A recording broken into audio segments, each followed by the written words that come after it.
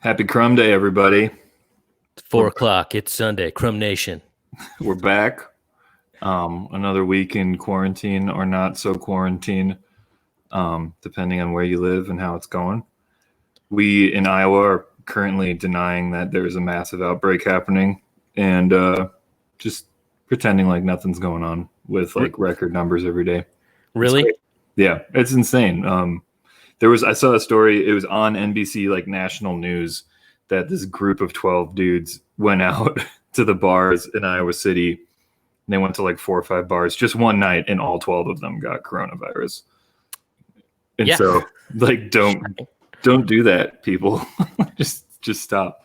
The numbers were going down around us, like in Illinois, and they went on to the next phase. Who knows what's going to happen? But I did my first kind of like live in-person event yesterday. Yes, how'd it go, Ryan? It was interesting.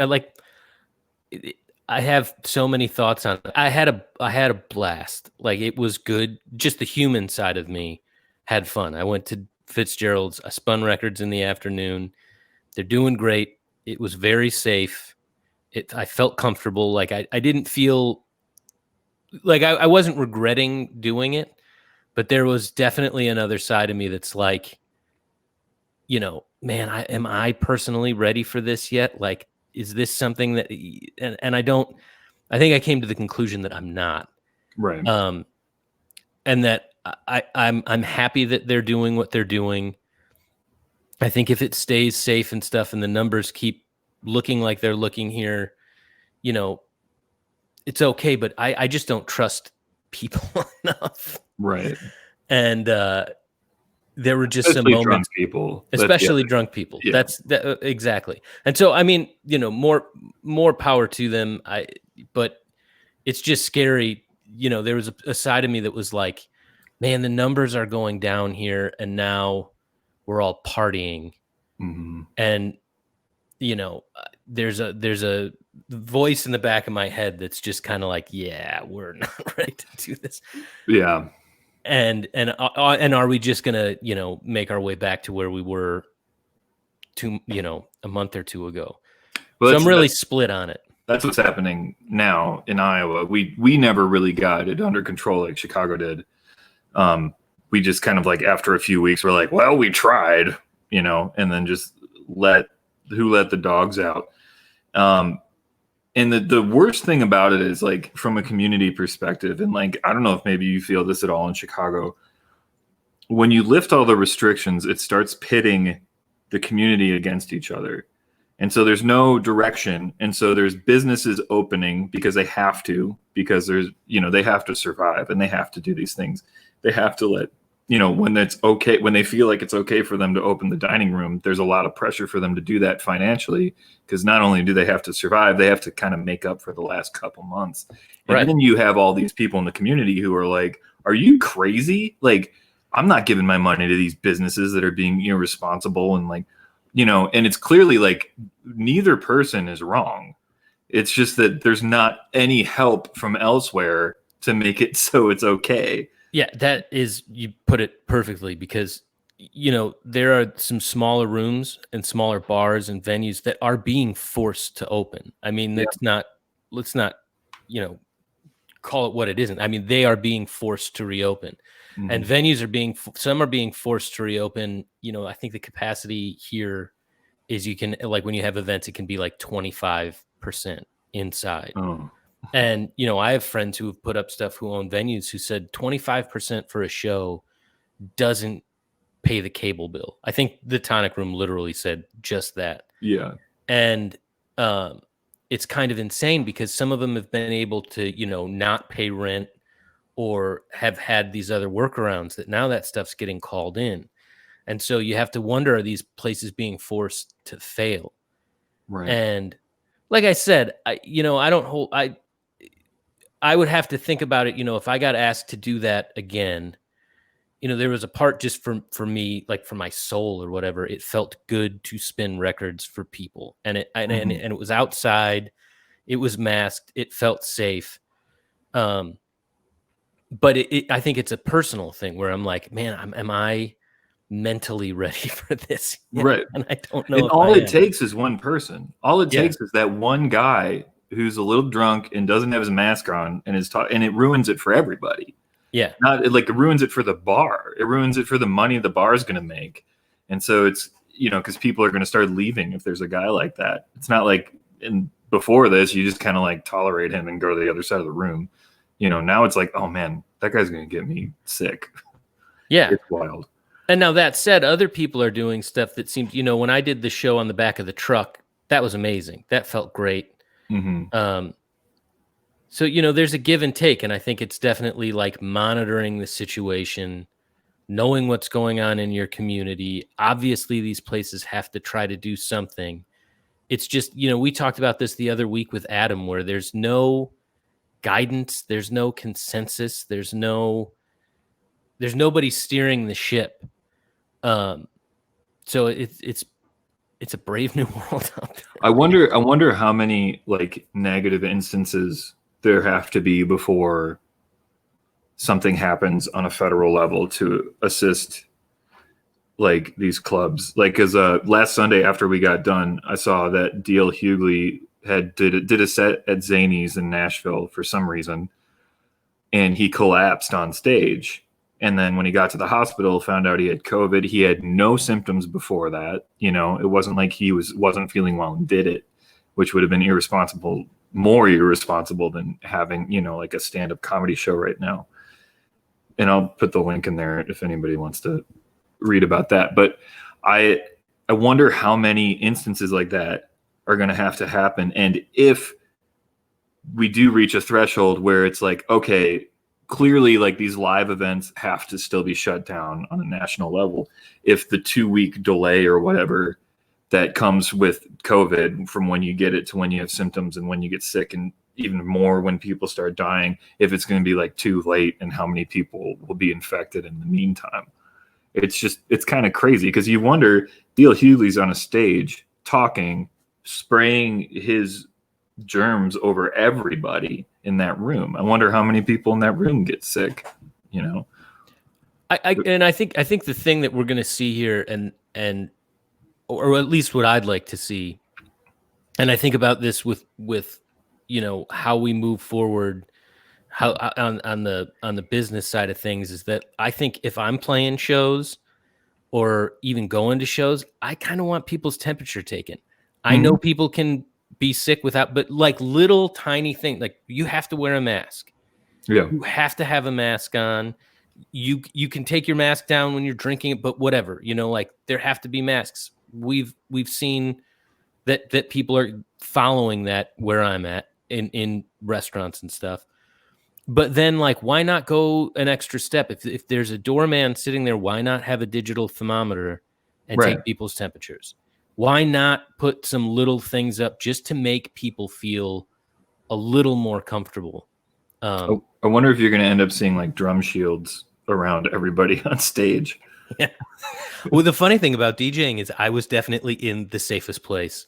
Like, I was like far away from everybody. Even like had the table back on the stage outside. Like I'm like, oh, I'm far away from all of you people. Just have your own little party. And you could tell, the other side of the coin is you could tell that people needed it. I mean, people were sitting there paying attention to my set DJ. I DJ'd for 2.5 hours, and they were attentive like I was playing an acoustic show. And when I was done, there was like a round of applause from these people sitting outside. And I was like, what is happening? Like, that's how hungry people are for like entertain, like. Yeah. That they're willing to sit and pay attention to somebody spinning a record. Yeah. Oh man, that makes me excited. The one funny thing too is a guy came up to me afterwards in front of the stage and started yelling up, and I think he had been. Yeah. And he started yelling up, asking me if I had a card. And I'm like, no. and I wouldn't give it to you anyway. Yeah. Yeah, that's awesome. I'm glad that you were able to do that and have that kind of in-person interaction. I've been asked to book a few things here that are outdoor and to play a couple things that are outdoor here. And I think if we would have handled it more like Chicago did, I would feel better about it. But right now I'm just like, it's not even that I worry about me. Like one of them is like from a balcony above the street where they fenced off the street and they're going to have like outdoor seating for these restaurants. I'm still at the point where I feel too bad asking people to go out. That's where I'm at. Like, I feel too bad asking people to come and sit out there, and potentially endanger themselves to see me play. That's kind of where I'm still at in Iowa. And I think that what you just said is, I think that's what we're going to see is and pay attention to is, depending on where stuff is and how stuff is going in these different towns or states. I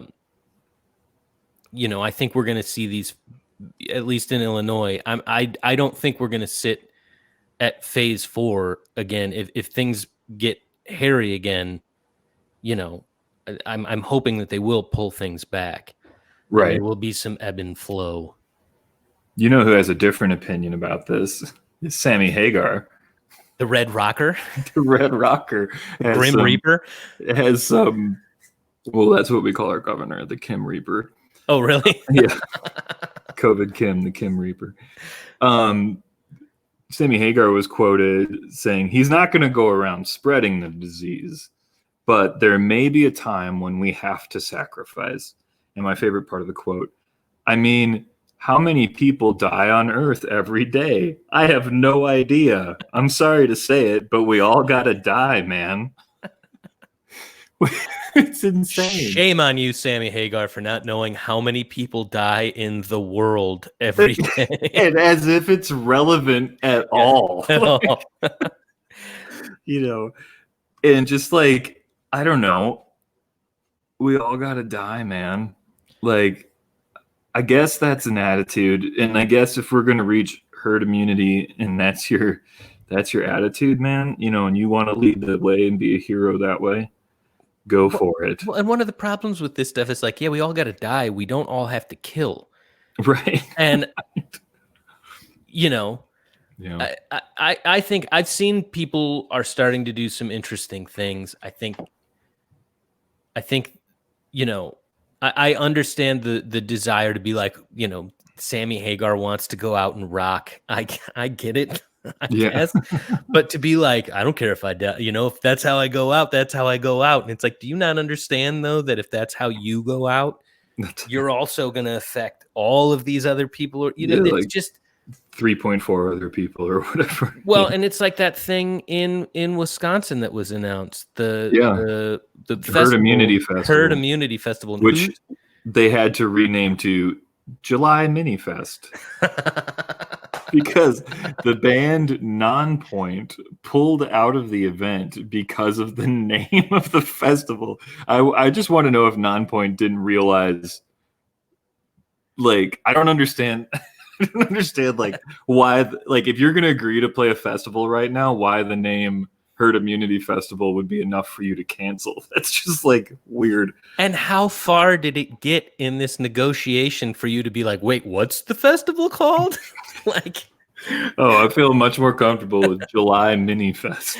Yeah, I thought this was July Mini Fest. We're ready for that. Herd Immunity Festival. I think it was actually named COVID Herd Immunity Festival, which that's just bad marketing. Just keep it at Herd Immunity Festival. But anyway, so it's a crazy wild world. But again, so I've seen, there's the independent venue league that's starting to, that has been lobbying now. It looks like there's another group that was started by, all the agencies. I saw that like New West is on, all the independent booking agencies are doing a similar thing. And I'm sitting here kind of being like, I think you guys need to lobby for your survival. I think you need to talk about, government support.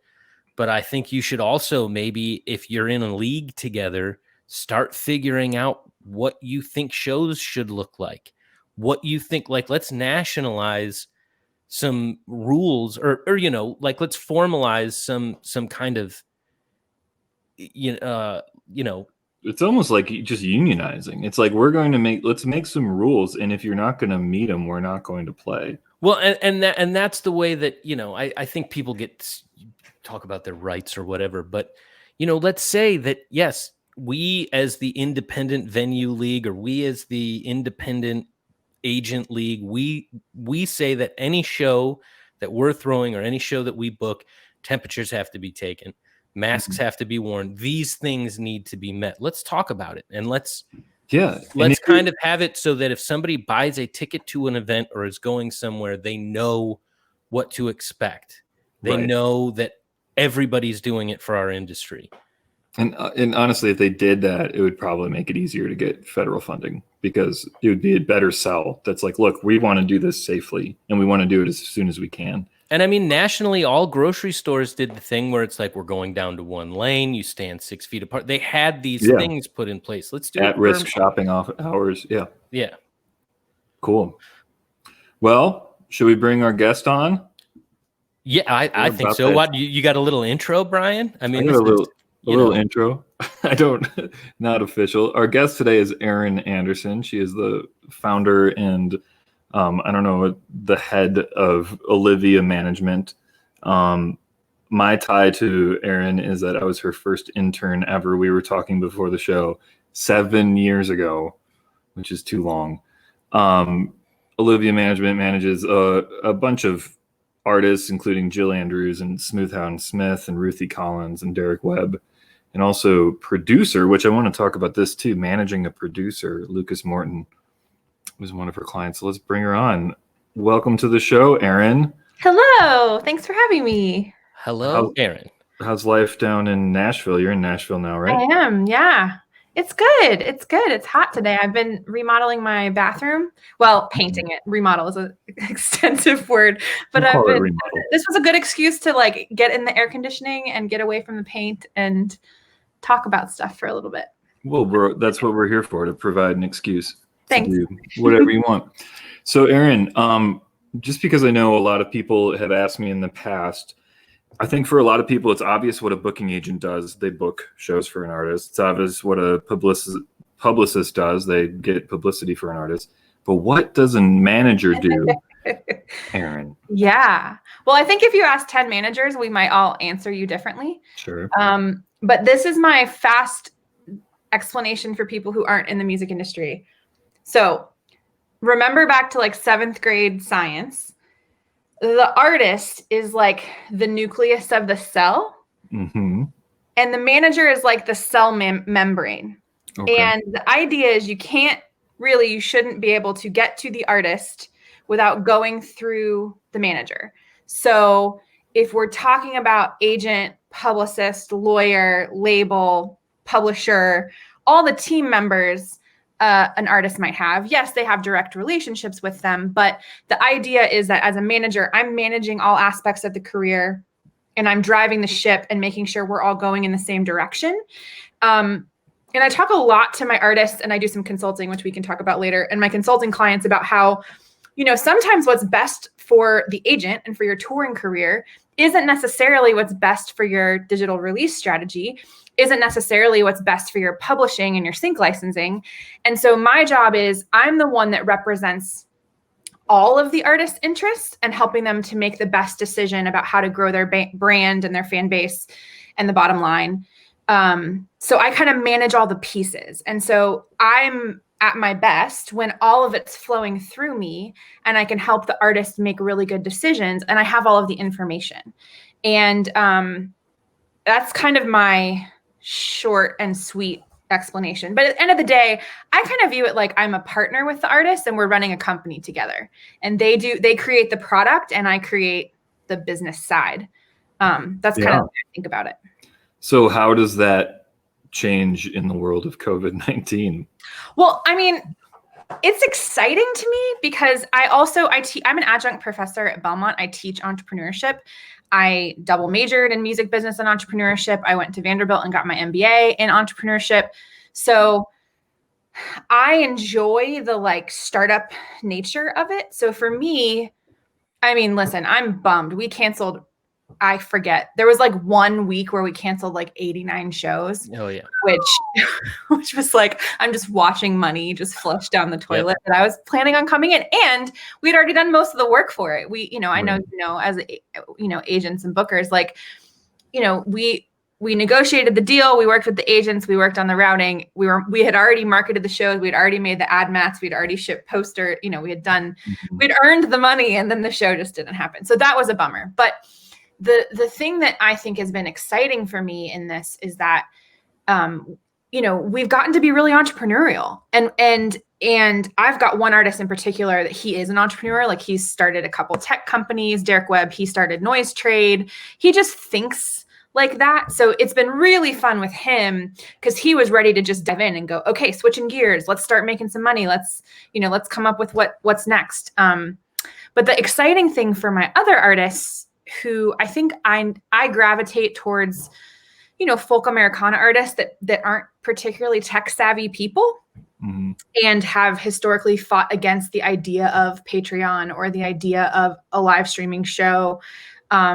And, I've always had to fight to be like, maybe let's do a Kickstarter so that your fans can like help you cash flow your release. It's just never in their nature. And so I think what's cool is that it's kind of necessitated getting creative and learning some new skills. My artist, Ruthie Collins, she actually, she lives in Nashville, but she went up to upstate New York. Her mom lives on a farm. So throughout quarantine, she was helping her mom, like, kind of manage the farm and take care of things. And she just buckled down and decided she was going to learn Logic. She was going to learn OBS and like digital streaming. And she just like taught herself how to do it. And now she's like teaching her other friends that are artists and running live streams. And so I say all that to say, I'm a pretty optimistic person in general. And so what's exciting to me about this is that all of my artists have learned these new skills, and we've shown them that, hey, if you market an online show well and you don't oversaturate, and we can't do this every week, but if we do it once a month, you can make a couple $1,000. Yeah. But you'd have to play 5 shows on the road to profit that much, after gas expenses and paying your band and hotel and all of that. So play in your living room and, make some money. So what's exciting for me is, hopefully when things start to get back to normal and we figure out a way to safely do shows again, I think those other revenue streams we've discovered are going to stay. And that's what's been exciting to me is, I've had 2 artists launch Patreons. I've had all of my artists have launched online streaming series, and they've now proven to themselves that there's value there and the fans like it. So that's been really, that's been the silver lining to me. You touched on something huge there that I think about all the time, which is because I used to be guilty of it too in playing, that I just constantly thought of myself in the most, ridiculous and self-aggrandizing ways as like an artist.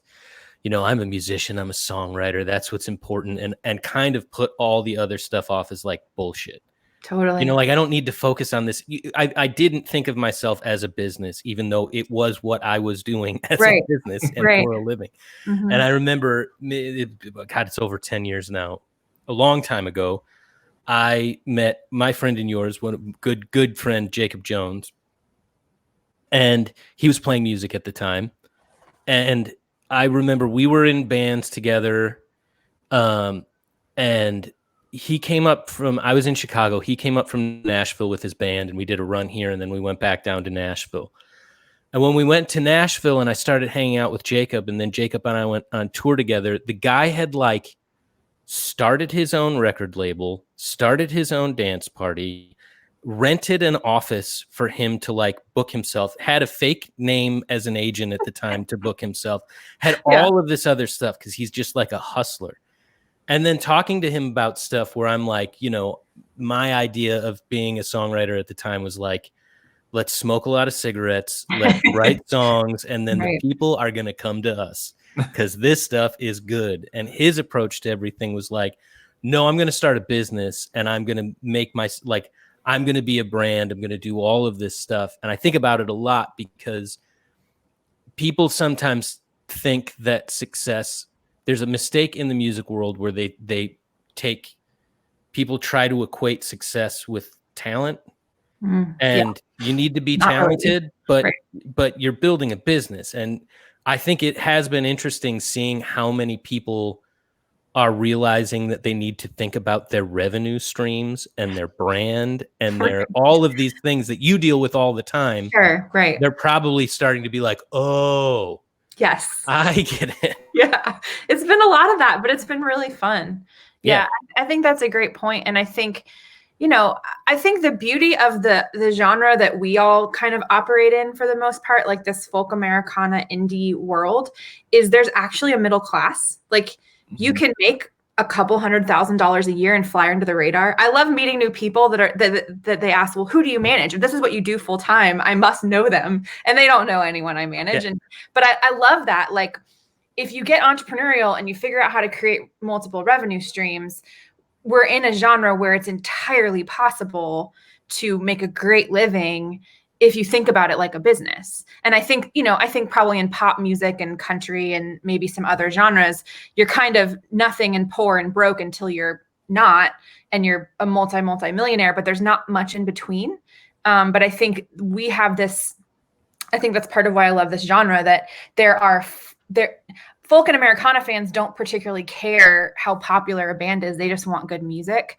And so if you can do a good job marketing and you can connect with the right people, then you can grow a great fan base and have a decent revenue stream, and be an artist. But you can't just be an artist and play guitar in a vacuum. You have to figure out how to connect with people. You have to think about it like a business. I learned a lot about that at Folk Alliance this year. It was my first year going to Folk Alliance, and it is wild just to have that many people who know how to hustle so hard in like one hotel. Sure. Everybody's hustling and they're all so good at it. And you think like when I used to think of it as like, that's lame, like doing the, like going around shaking hands, like being like, here's my CD, like it's just like, and I think it's just like a defense mechanism that you think you're not going to do well, or you think you just don't quite understand it. And so you think it must be lame.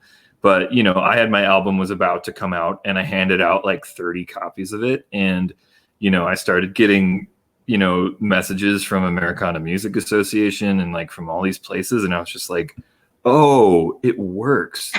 And one of the things that people were talking about, which is interesting, what you were kind of hitting on is, in the folk Americana world, you kind of are thinking more about how to get a small fan base to spend more money. And so a lot of people talked about, you don't need, 10,000 fans. You need 1,000 fans who spend $100 on you a year. Yeah.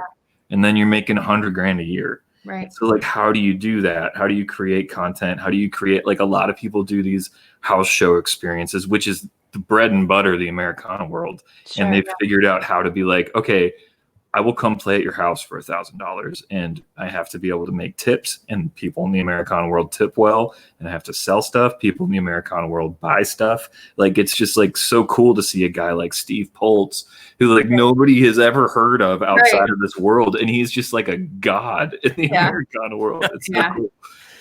Awesome. It is awesome. Yeah.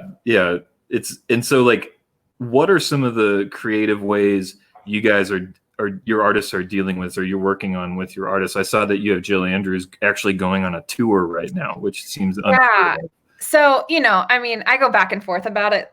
Some nights I wake up having like a panic dream, like, oh my gosh, like you guys were talking about earlier, it's scary. I don't want to put other people in harm's way, and I want to be smart about it. Right. We've been talking for a while about doing something outdoors, and Jill had this brilliant name for it, which is kind of what was the catalyst. She said, well, what if we call it Outdoor Spaces and Covered Faces Tour? And I was like, that's really cute.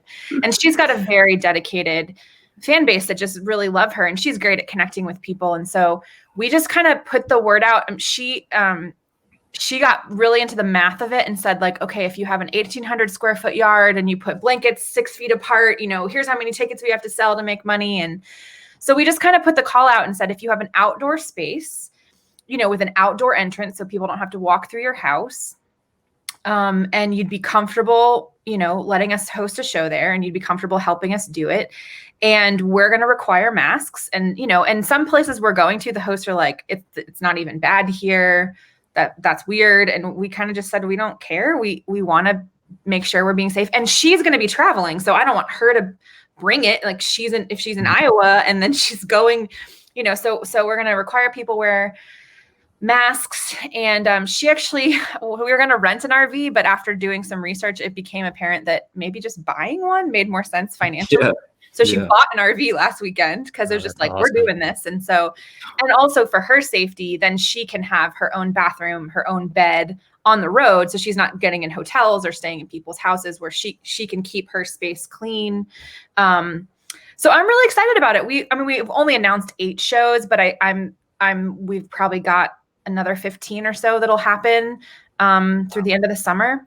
And I never want to be a booking agent ever. I actually called our agents and just said, hey, we're thinking about doing this. And they were kind of like, we love you, but you can handle the hosts. We want to deal with the booking. We want to deal with the promoters. We don't necessarily find our strength in dealing with house show hosts, which, everyone's so wonderful, but it's kind of explaining how a show works and what to expect and sound check and arrival and doors and all of that. But so I feel like I'm doing 2 jobs right now, but I'm really encouraged by the hosts that are really excited about it. And we just announced on Friday, and we do have a couple private shows where people didn't want strangers in their space, but for the most part, people were open to it as long as we required masks, and tickets are selling. So I'm excited. Is there like a limit on each, each show? Yeah, we actually had the hosts measure their space and say, okay, if we assume 2 people per blanket, how many can we get in safely social distanced? And then we kind of, if we measured 50, we kind of capped the tickets at 40 just to be extra safe. That's awesome. Yeah. How are you getting around the bathroom issue?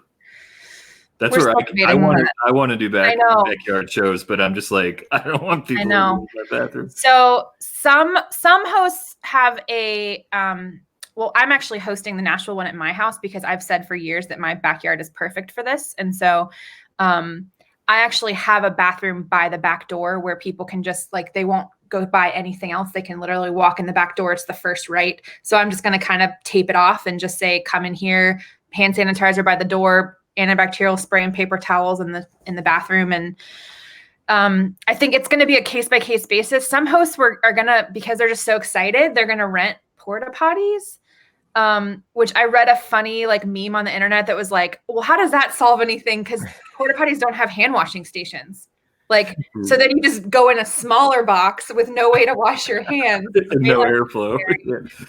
So that's actually, we don't have a great solution to that yet. It's kind of a house by house. Yeah.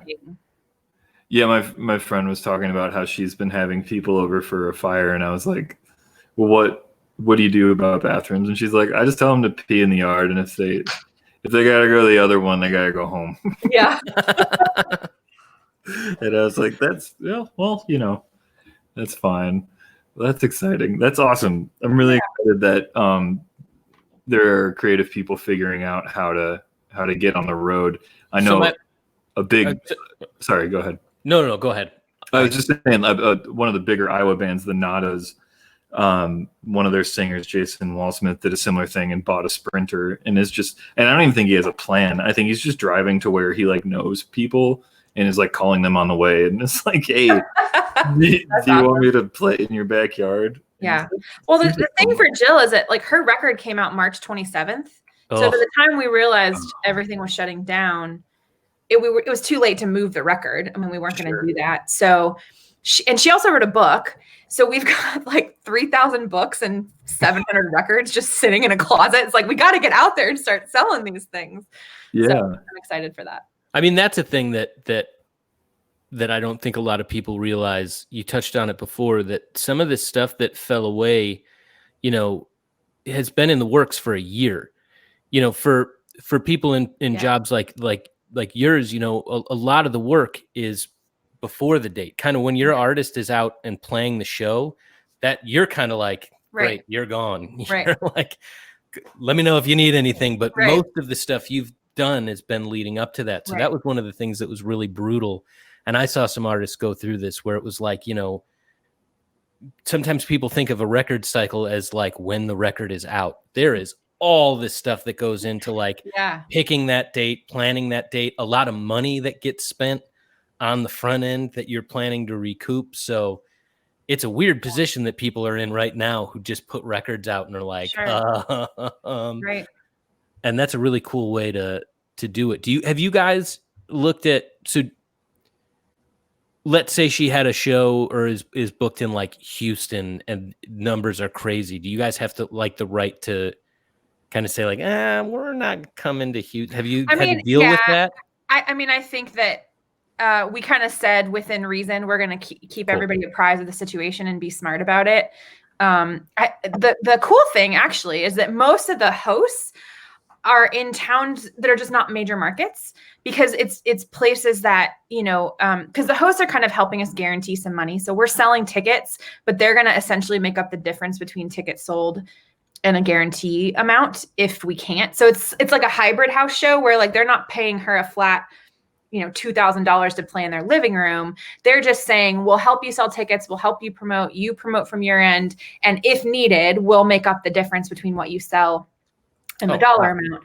So the hosts are really helping us. And so there's some hosts that like, she's going to Bismarck, North Dakota, which she's never been to on tour, but there's a super fan there that said, I want to host you. And I've got all my friends and family that are going to come and it's going to be great. So we're not going to any major markets. That's kind of another awesome thing about Americana, right? That like, there's so much that you can do without ever having to go to like, and sometimes the major market stuff is the worst stuff. Totally. It is the worst stuff. It's always the worst stuff. Well, the funny thing is she does great in Chicago.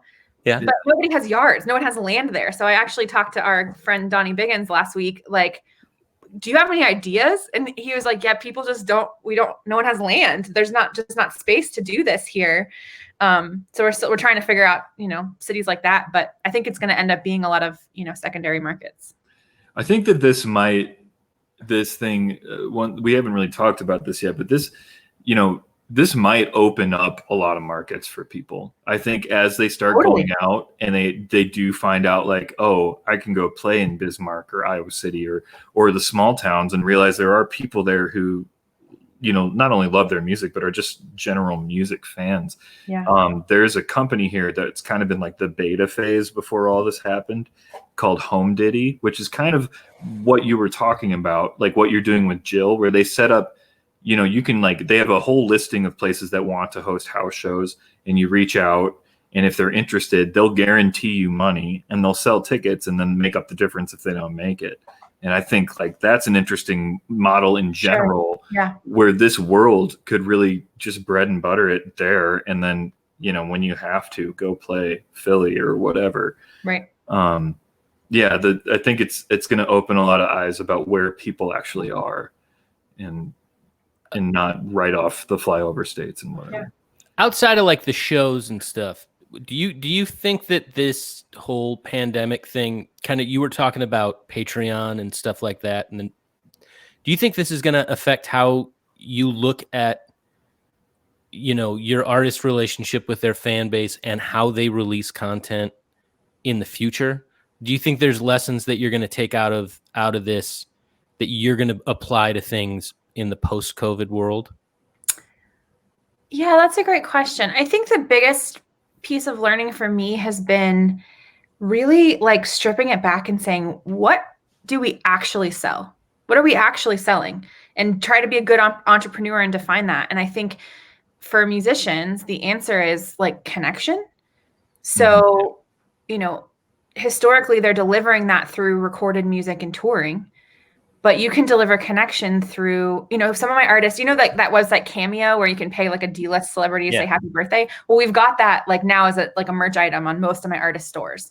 So for $50, they'll sing happy birthday to your dad or whatever, you can kind of like answer the questionnaire and they'll do something. Or so we've just come up with like new ways to monetize that connection and say, how do we provide value and not fleece anybody, but just say like, what do the fans actually want? And so, like Smoothhound Smith, their fans they're such a great live band, and it's really, really hard that they're not touring. But it's been really fun because they're funny and they're quirky. And so like we put that Cameo thing on their site, and they write little like 30-second personalized ditties. And they're doing a lot of those because it's a new way to connect with fans that they're willing to pay for. And they're paying 5 times a ticket price for it.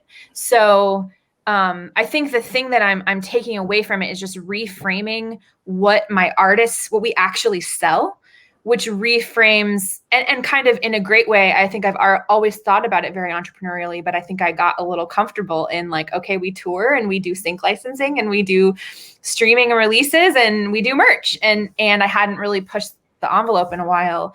So I think that's the big thing I'm taking from it is, what we sell is connection. And so just trying to get really creative about how to connect. We did, when Jill's record came out and she wasn't going to go on the road, we did a campaign where anybody who bought the record or the book for a couple weeks, she called them on the phone and said, thank you. So there were people that were buying multiple copies, like they had already bought a copy when it first came out, but they bought another one because they wanted to talk to her on the phone. So we've just gotten creative about connection. And I think that's going to be the big thing I take forward is, I'm going to just reframe how I think about that. Well, and you said, you want to do this stuff. And I think you said you used the word fleeced, which I think there's this conception that people have where it's like, you don't want to feel like you're ever taking advantage of the people that are your fans, right. But there's a way to flip that. And that what I've found, especially in this community, is that I think a lot of people who are dedicated music fans understand the plight of the musician. Yeah, totally. And they want to spend the money. Like they want to do stuff. There are so many people who they see it as supporting the arts. They really do. Sure. It's like a PBS campaign and they like it. Right. Like people really like it. I can't remember her name. I played a show with somebody at Fitzgerald's, and one of her merch items, I forgot what she was selling, but it was essentially you get this little token, and what you're paying for is you're putting gas in their tour van. That's cool. And she sold a ton of it. It was like a stick. I don't know if it was a sticker or something. It was something special. Right, but like, right. You donate money to the tank, and she said that like it was probably their most popular merch item. I'm gonna steal that for the backyard RV tour because gas in an RV is expensive. You gotta park the RV where everybody can see it, and so they're just like, no, like, right. Oh man, that thing guzzles gas. Like, I gotta get some money. Well, I didn't realize, I'm learning a lot about RV culture. I obviously you have to at some point dump the bathroom. Mm-hmm, so we're actually mapping out places along the road she can stop and do that. Yeah, never knew that. Oh yeah, I mean there is a very famous story in Chicago of the Dave Matthews Band doing that on the bridge into the river. And every year on the anniversary of it, somebody puts something up. Like, remember when Dave Matthews, the Dave Matthews Band? But yeah, it's funny. Like you were saying, like I had a similar thing where the artwork for my last album was just like Polaroids I'd been taking on the road in like national parks, and I had like 50 of them, and we just picked 4. And then they've just been sitting on a shelf. So I just started bringing them to shows and putting them out. And I sell those like, it's just That's like, awesome. And it's funny because people seem more interested in buying that than like the record. And I think it's because they're like, oh, I just listen on Spotify. Like I don't need your record, but here's $10 for a picture. Sure. Well, and the creative thing you're doing, I don't know if you've talked about this on the show before, but where you kind of did people could suggest topics for songs and donate to those. Like, I thought that was so cool because, I mean, I know this is a nerdy thing because I work with musicians, but I've always wanted someone to write a song for me or my dogs or my family. And so that was like a really cool like opportunity you gave people to be a part of the music. And I'm sure at this point you're really tired of writing them, but I think it was just a really cool idea. I really love that. Yeah, that's worked out really well. And as I like look above my computer at all the Post-it notes of the songs I haven't written yet, I had a much bigger response than I thought, and I should have charged a lot more money than I did. I was said $5 or more, and it was like, oh wow, I need to do more money than that. I was just bored, but my friend Maria Corelli, who's a musician in Cincinnati, had been doing these like 30-second ditties. If you Venmo'd her she would just write, and it would just be like, she'd look up your profile picture and write a song about you just based on that. And she was doing really well with it. And I like, that's not really my style, because she's really good at just like being like super complimentary of somebody in a picture. And I'm like a bit more sarcastic. And so I thought, I didn't want to offend anybody. So I thought, yeah, I'll write a song about anything you want for this. And then, I get a lot of really wacky stuff. Like I just wrote one about my friend made the perfect bowl of fried rice and dropped it on the floor, and she wanted a song about that. Oh, and that's amazing. And so it's just kind of like fun, like weird stuff like that. And it's nice as a musician to be like writing and keeping that muscle moving. Right. Well, yeah, that's in the jazz world, a really big revenue stream, which I think is pretty awesome. And some people utilize it really well, is like clinics and teaching. And it's huge right now, like they'll like, there'll be Zoom things, but when we book tours, one of the things that we look for are clinics. And that's something that I've taken, because I teach songwriting workshops. And so that's something that I want to start being able to utilize on tour, and say like, just put it out as an option. Like, because even if 2 people come or 1 person comes, we'll do a half-hour songwriting workshop before the show. Or in Zoom, on Zoom. Like now with all the Zoom stuff, you can put that on your website and be like, you want to do a songwriting workshop, it's this much, and we'll schedule time to do it. Yeah. Those little things. And I think you're right. They like, it's connectivity. Right. Which I think is very cool. It is. It's fun. I mean, I have this entrepreneurial spirit, so I'm like, okay, let's start new businesses. Let's do new things. So it's fun. That's awesome. Yeah. Anything else that you're working on that's exciting for Jill or any of your other artists?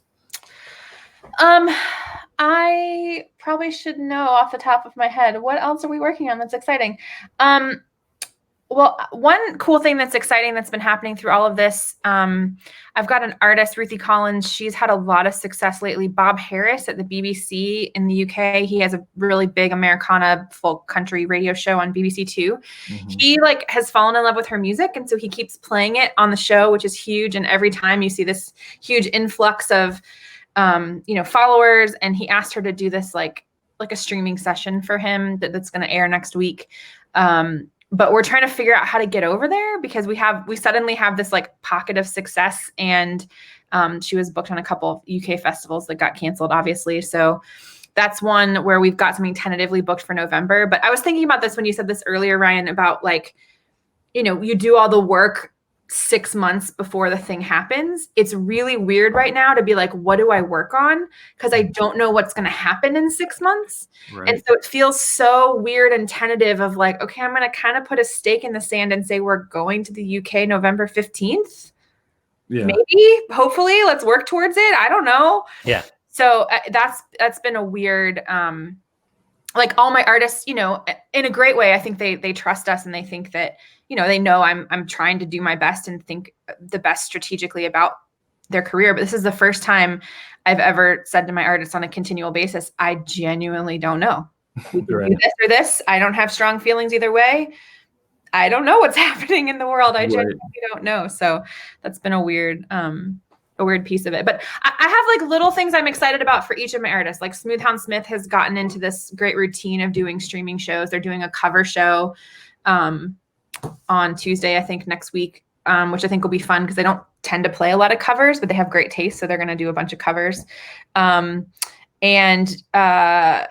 Derek Webb, I think we're going to start doing some backyard shows for him too. We'll see how the Jill ones go.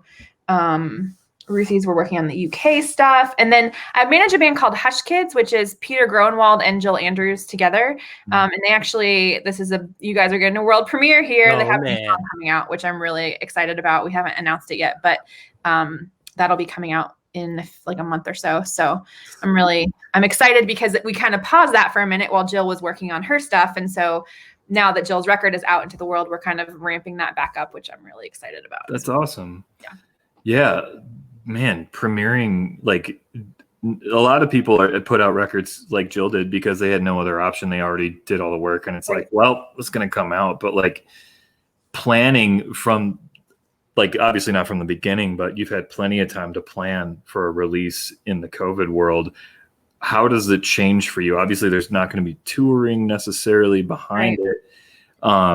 Like, are the publicists like kind of working on different angles, or is it basically pretty straightforward? So it's interesting. I think if you talk to 10 people, you get 10 different responses. I think it's relationship by relationship. So some publicists, have been struggling because a lot of writers have been furloughed. So if it's the writers that they have great relationships with, they don't have a line in anymore to Rolling Stone or Billboard. But then some publicists I know, their people haven't been furloughed. So they've been excited because a lot of A-list musicians have moved their releases. So for an independent artist, it's been a little bit easier to get coverage.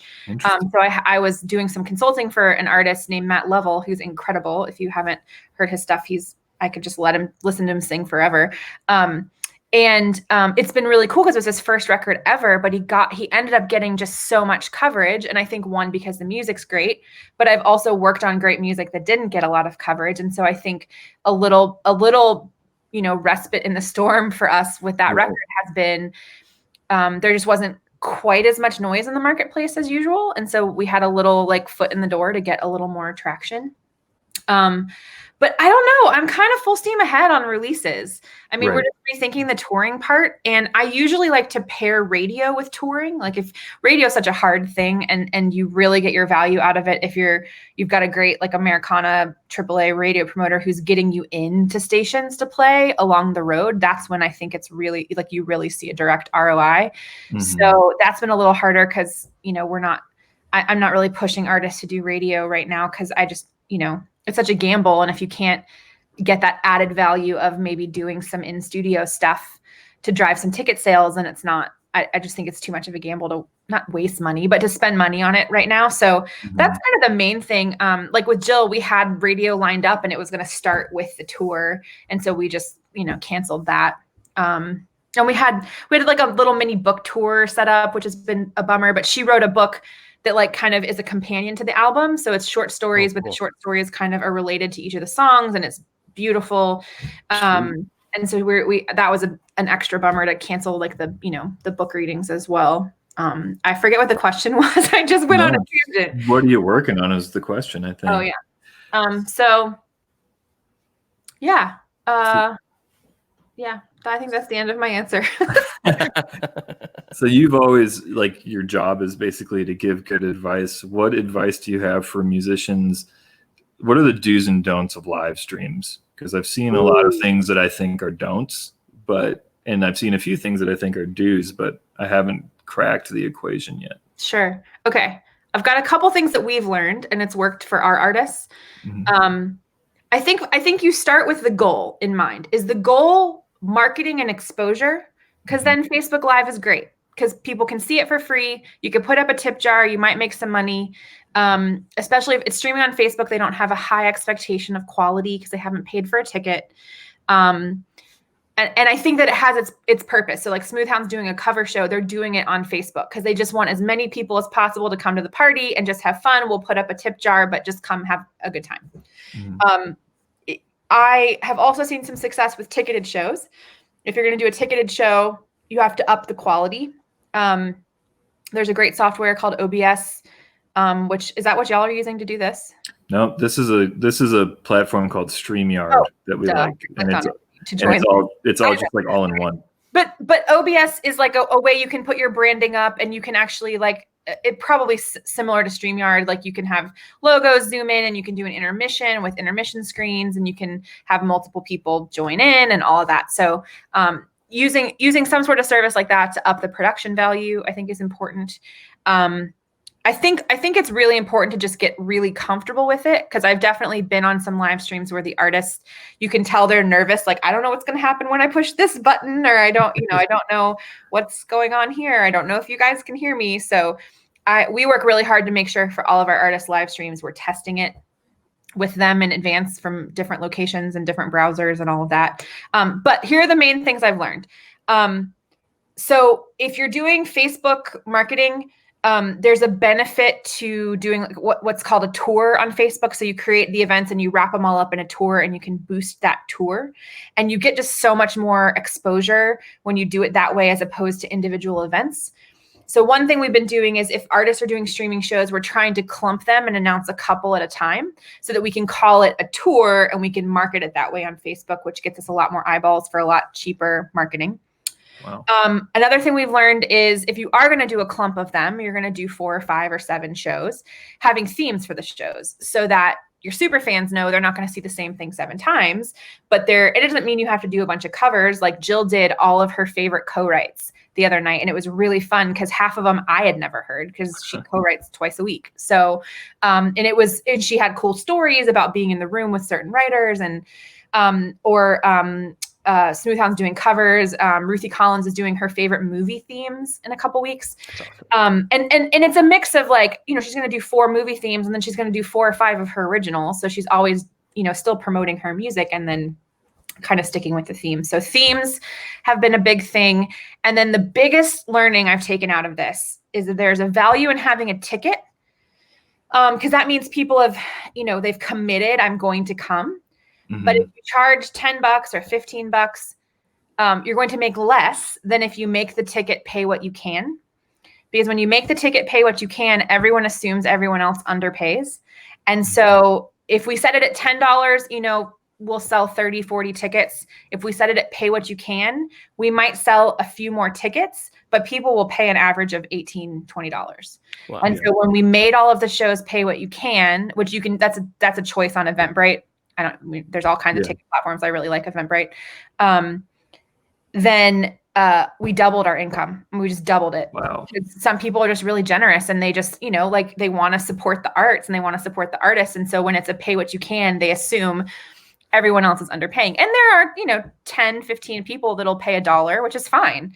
But then everyone else pays 20 and it kind of comes out. So that's been a really big piece of learning when we did that. That was huge. I really like Crowdcast for shows. It's similar to like a YouTube backend because there's a chat feature, but there's also a question feature.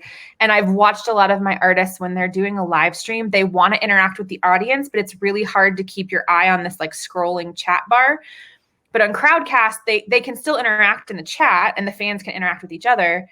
But there's a place for them to submit a question and then other fans can upvote that question. So when you're at a point in the show where you're like ready to interact with the audience and there's a lull in between songs, the artist can just click the question box and answer the top question.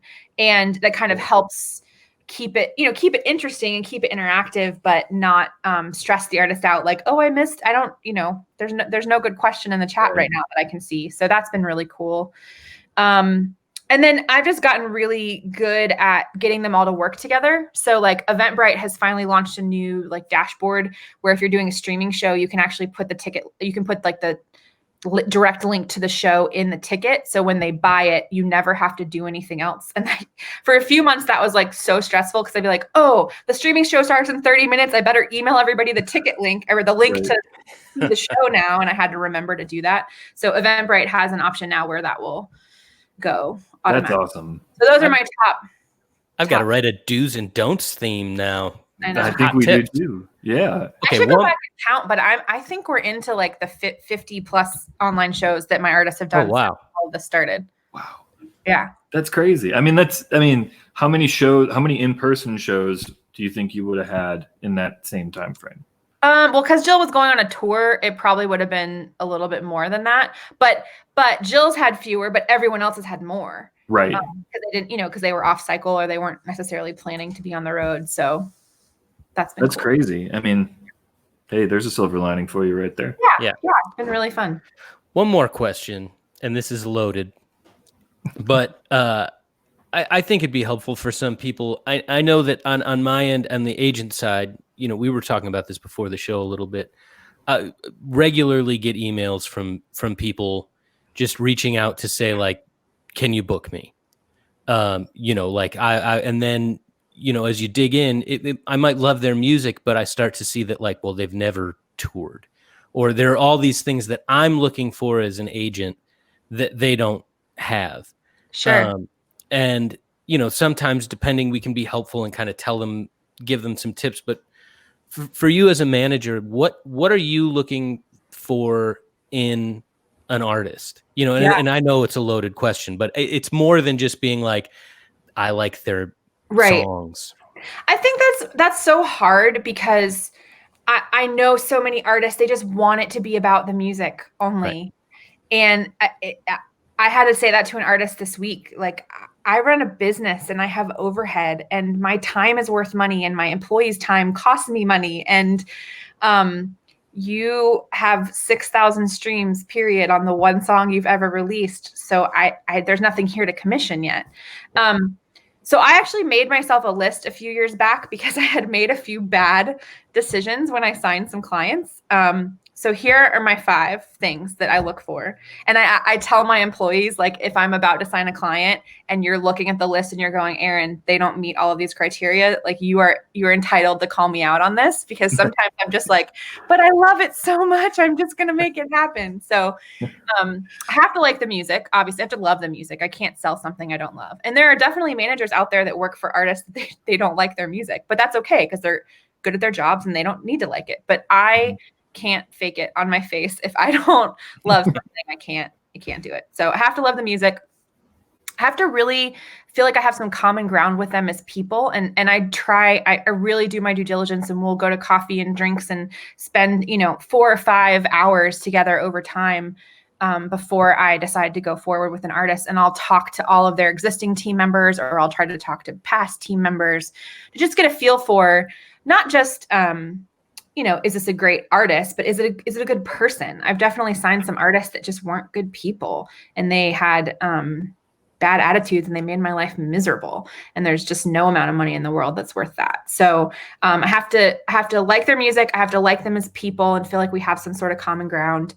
They have to be in the genre I'm good at. It's really amazing to me how many emails I get from rock artists or metal artists or rap artists that have obviously gone to my website and found my email address and didn't think, like, she has no experience in my genre. How can she help me? So they have to be in this world that I know how to operate in, that I have a lot of great contacts in. And so there's a great radio station in Nashville, Lightning 100. So my kind of rule of thumb is if Lightning would play them, that's the genre I would likely manage. So anywhere from folk, Americana, indie rock, that kind of world is my world. Okay, like their music, like them as people, they're in my genre. And then there's a financial component, and I can look at your streams, your tour history. If I ask you about publishing, and I ask you about sync licensing, I can look at it and go, okay, I have some general idea of how much money you made last year. And a manager typically commissions about 15%.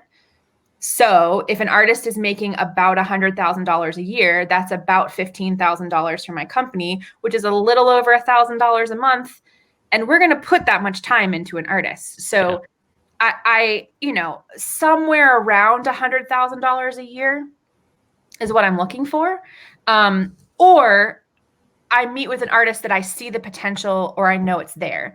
And I managed the Secret Sisters for 3.5 years, maybe. And when I opened for them at Schubas, they were great.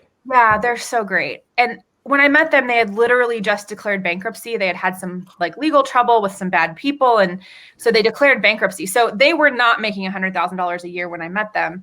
But I definitely, they had Brandi Carlile offering to make their record and John Paul White offering to make their record. And I kind of went, okay, they don't meet my minimum income requirement at this moment, but there's so much potential here. I know what to do. And so my 5th thing after the income requirement is, if I meet with the artist, I want my wheels to start turning. Like I said, I'm pretty entrepreneurial. So I want to leave the meeting going, I know the first 200 things I would do for you.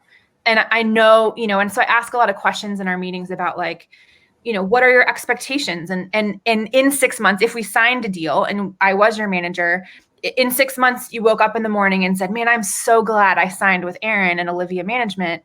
What would have occurred to make you that happy? And what are your goals in 6 months? And there was one band I met with once. I met with them a bunch, and I really liked them a lot. And probably our 3rd or 4th meeting, I asked that question, and it was a husband and wife duo. And the guy said, well, if we're not booked on Bonnaroo this year, you're not doing your job. And I was like, cool, not interested. Yeah.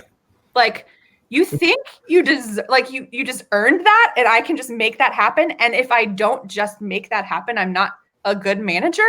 Like, no, thank you, not signing up for that. So, I mean, really, like all 5 of those things, I have to ask myself the question, like, if it's 4 out of 5, I better be pretty sure that the 5th one isn't gonna make my life miserable. Yeah, and it's interesting to think too that you know how those are affected. Like, you could definitely have these people come along who make 3 times what your minimum, you know, who could be great earners for you, but then you sit down with them and it's like, I don't want to go anywhere near that person. Right. That is poison. So it all kind of plays off of each other. Yeah.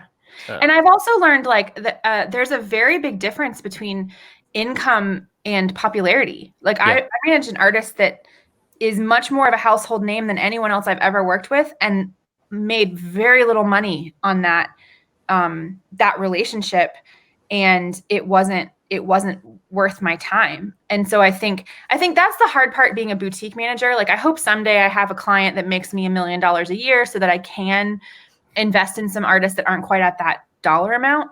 But, you know, I mean, I have an office and I have 2 employees and I have a lot of expenses. And so I really need to make sure if we're spending our time on something, there is pretty immediate return on that.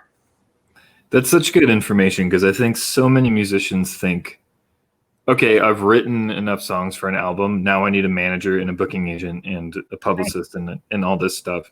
And they don't realize that, like, you just don't even need it. And it's not worth their time. Like, it's such a musician's reflex to say, I don't want to do any of this other work.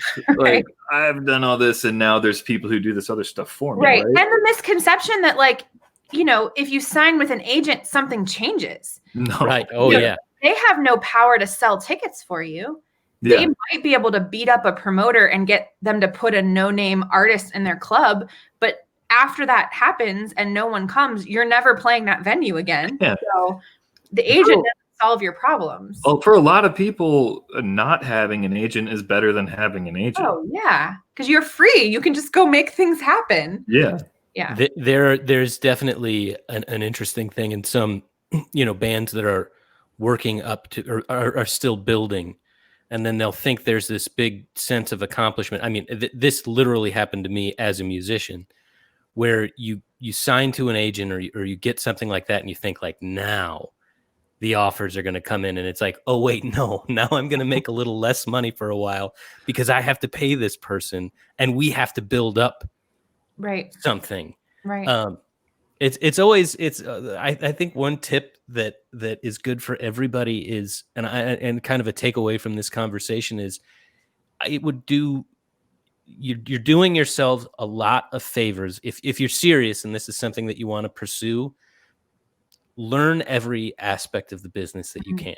Yeah. And be self-sufficient to the point that you understand what's going on and you're good at it, because that's something that will get you far. I mean, the people who really succeed are the people with good business heads on their shoulders, are the people who understand what they're doing.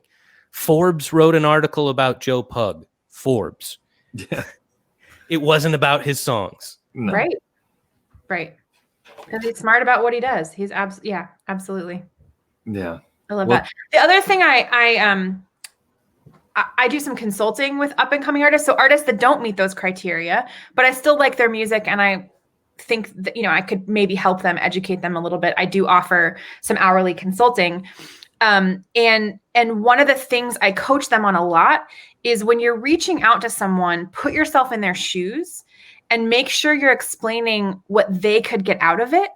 And if you can't figure out what that is, then you shouldn't be emailing them. If there's no win-win here, if you're reaching out to a club to ask, can I please play there? I have no fans. You know, why? They need to fill their club. Well, you know, someday in the future, they will need to fill their club. People who are drinking alcohol. Do you have people that drink alcohol in that city that know you, that are going to come to see you? Because if you can't explain that in your email and that's not true, then you shouldn't be reaching out to them in the first place. And I think in a great way, I think as an artist, you have to have a bit of, like, maybe it's ego or just like no shame to just say, I have talent, please pay attention to me. And I think I appreciate that in artists, but I try to help coach them to frame it. When you're reaching out to a business person, it is their business. So how are you pitching them on the win-win of the situation, and putting yourself in their shoes and saying, what did they need to get out of this? And how can I convince them that I bring value to the table for what they need? So as an artist, so as somebody who is starting out, you say, okay, you can't just reach out to a club in a town you've never been to and expect them to book you. If I'm your consulting client and I say, well, then how do I build an audience in a town without ever playing there?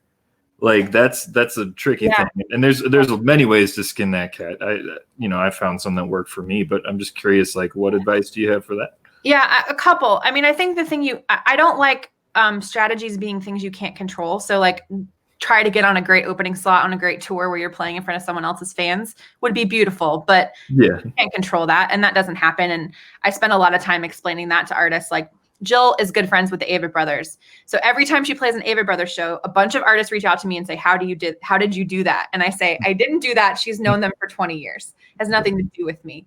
And very rarely does that have anything to do with me. It is artist to artist friendship. But one of the ways I think to start to grow a fan base in a place is to be very intentional about targeting that place. So I'm really big on like geography. So in Nashville, it's beautiful because we're less than 5 hours from like 6 major markets. And so it's not about like going and investing in 30 cities that you can't afford to get back to regularly. But in Nashville, it's like, okay, pick Atlanta and do whatever you can to be immersed in the music scene in Atlanta. Try to commit to getting there once a month. Try to play, reach out to people on Facebook that are hosting fall festivals, that are hosting, soft ticket events, that there will be people there. Music is a part of the event. I hate stuff where it's like you're singing background music while people drink, but like a fall festival where there's a stage and the music is a part of the event and they will actually pay attention to you, basically looking at it like a marketing expense and picking a city and figuring out how can I get there multiple times over the course of 6 months to start to grow a fan base there.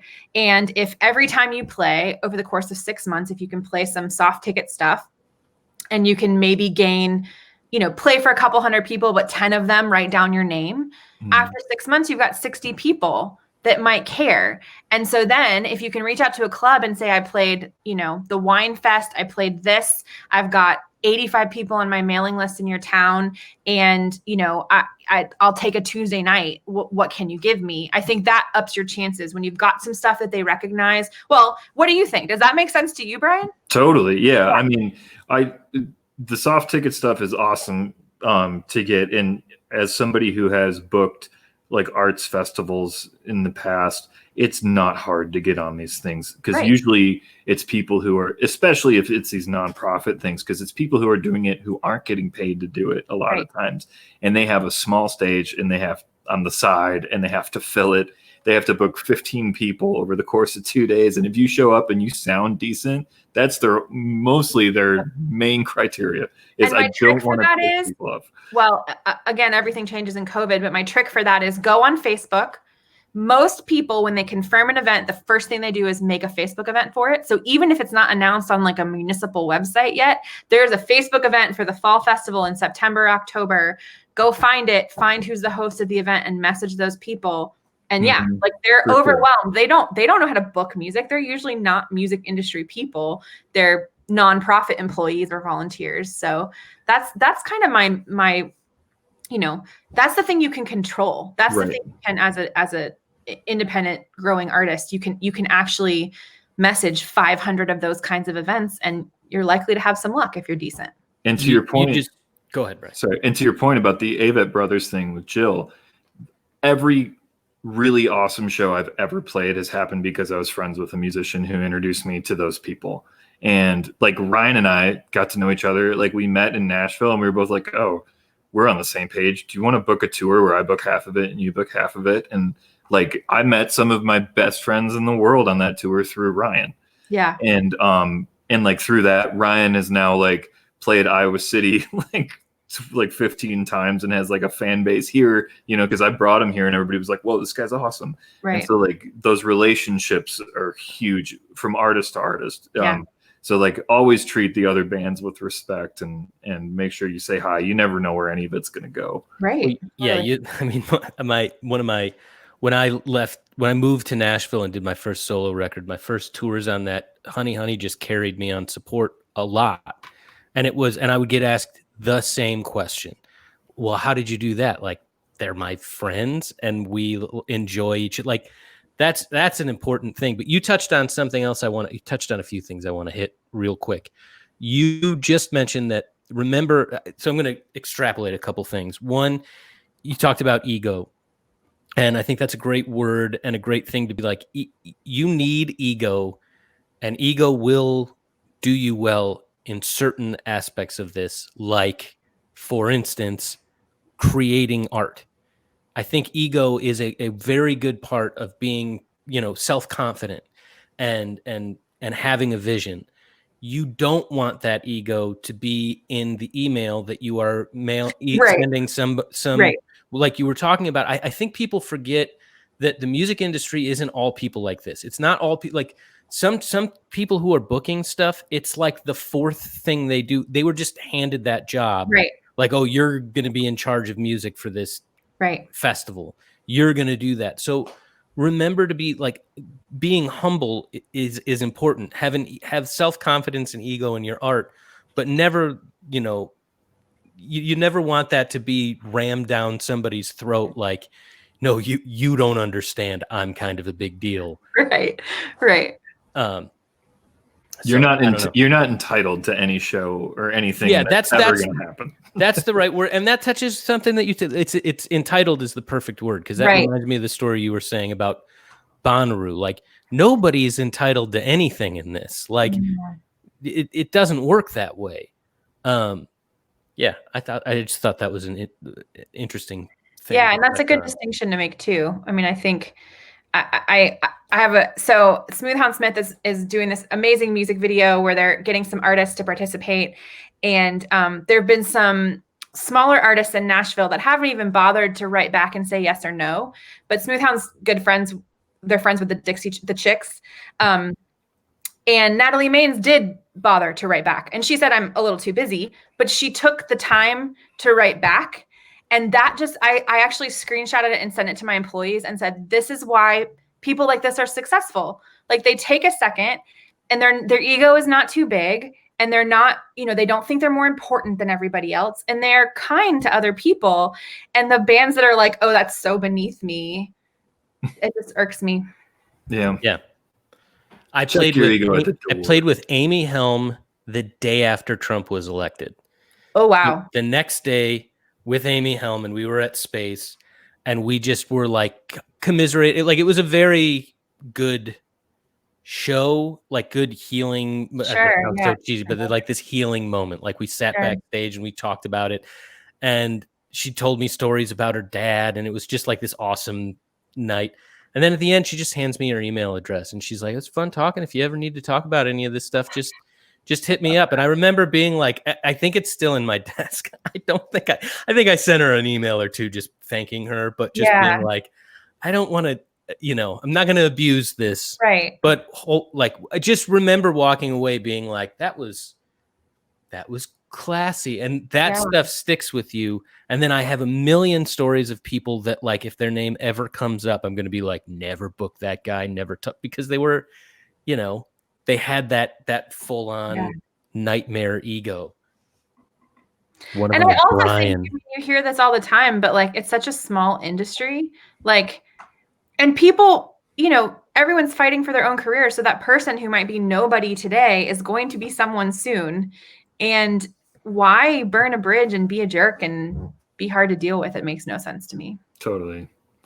Be good to each other, for God's sakes. It's truly the right thing to do. That's the Crumbs message for the day, people. That's all we're trying to say. That's what one of the DJs on Sirius XM Outlaw Country signs off. Hillbilly Jim always signs off with that.